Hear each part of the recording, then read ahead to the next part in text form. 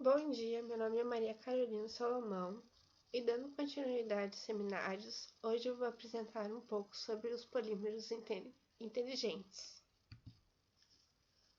Para o melhor entendimento, a apresentação será dividida em introdução, desenvolvimento, conclusão e, por fim, as referências bibliográficas. Os polímeros convencionais estão presentes em praticamente tudo o que usamos hoje em dia, como tecidos, medicamentos, embalagens, meios de transporte, comunicações, armazenamentos de informações, etc. Existem em três grandes classes: os homopolímeros, que são constituídos de um único tipo de meros, os copolímeros, que são compostos de dois ou mais meros diferentes, e já as blendas, que são obtidas pela mistura de um ou mais homo ou copolímeros diferentes, produzindo um terceiro material polimérico, com propriedades diferentes dos seus componentes isolados. E os polímeros inteligentes? O que os torna diferentes dos polímeros sintéticos convencionais? A resposta é: eles respondem a um determinado estímulo de forma reprodutível e específica, como estímulo elétrico, que pode provocar mudança de cor, contração com movimento mecânico ou uma reação de produção, ou uma reação de redução ou oxidação, estímulo com luz, que provoca o aparecimento de um potencial elétrico, estímulo com a variação de acidez, que pode provocar mudança de cor, a presença de um certo gás pode provocar mudanças de condutividade elétrica, e estímulo mecânico, podendo provocar também mudança de condutividade elétrica. Alguns dos componentes mais importantes dos organismos vivos são polímeros, como as proteínas, carboidratos e ácidos nucleicos, que são utilizados tanto como materiais estruturais quanto componentes principais na regulação de funções celulares. Uma característica desses biopolímeros funcionais é a resposta não linear a estímulos externos, isto é, pequenas mudanças ocorrem em resposta a um parâmetro externo que esteja variando até que um ponto crítico seja atingido.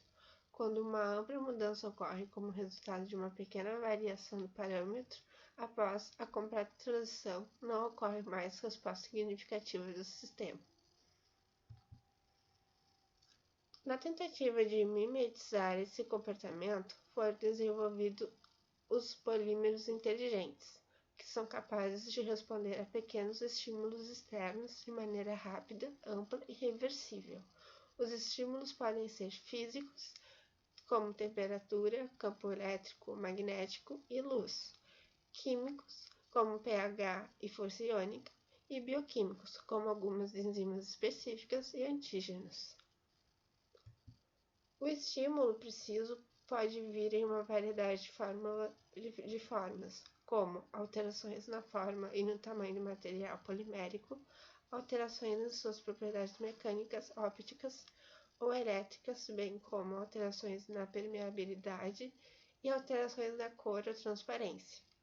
Os polímeros inteligentes em soluções também podem mostrar uma separação de fase macroscópica como resposta a um estímulo.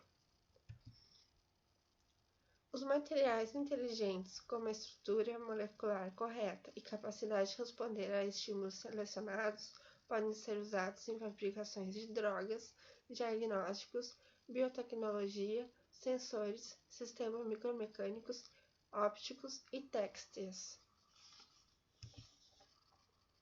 O plástico inteligente mais antigo que conhecemos é a borracha.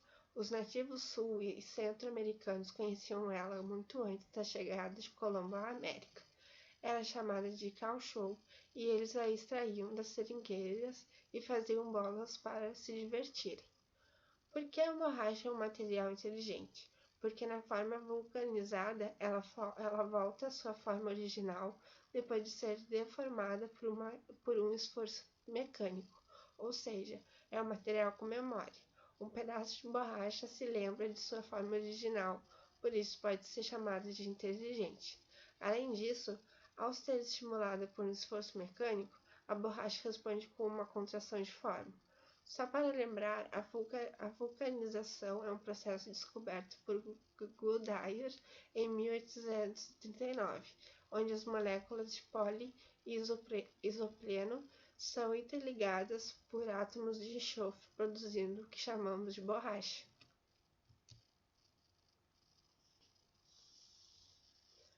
As classes inteligentes mais estudadas atualmente é constituída pelos chamados polímeros eletroativos ou polímeros condutores eletrônicos ou ainda polímeros conjugados. Os polímeros eletroativos eles são constituídos de cadeias de átomos de átomos de carbono com ligações duplas alternadas com ligações simples, chamadas de ligações duplas conjugadas.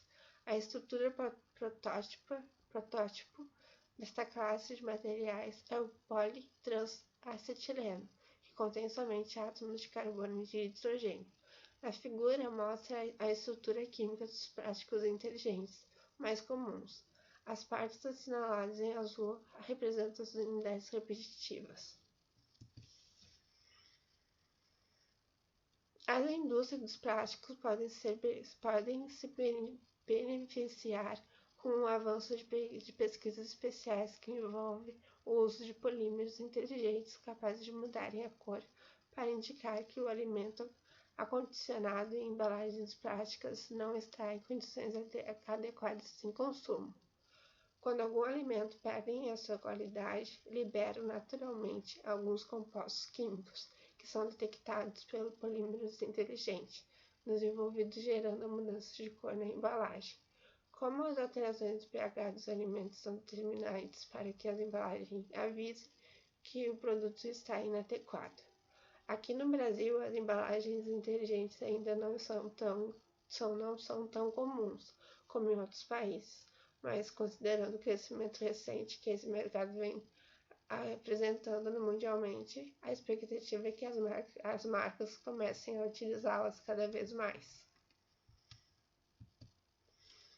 Concluindo, então, a resposta não linear dos polímeros inteligentes é o que os torna tão únicos e eficazes. Essas mudanças significativas nas estruturas e nas propriedades dos materiais podem ser induzidas por um estímulo muito pequeno. Uma vez que essas mudanças ocorrem, não há nenhuma mudança adicional, o que significa que ocorre uma resposta previsível, tudo ou nada, com uniformidade completa em todo o polímero.